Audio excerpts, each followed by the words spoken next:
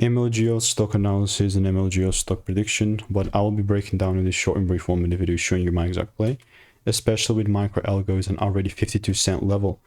Honestly, bro, like my idea hasn't changed since we started melting, right? The likelihood that we keep melting is still high.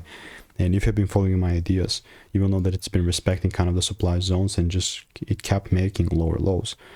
With MLGO, like I'm just going to pop up here, you can see we have 34 results since February, I believe, that I've made. So there's a lot of receipts that I made on this YouTube channel. And regarding to that, in March, it was not just always bearish. In March, I was here just milking the crap out of it. And that was Gucci. But yeah, man, like this is for now not the best.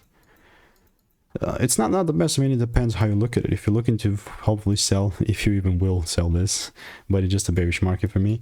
And unless I see a big catalyst or breaks above 64 cents, I don't count this as nothing but, you know, bearish. So if you want all that good jazz and want to learn to get to those 5-10K months, just click the first link in the description and get the resources which are risk-free, first link below, and I'll see you in the next one.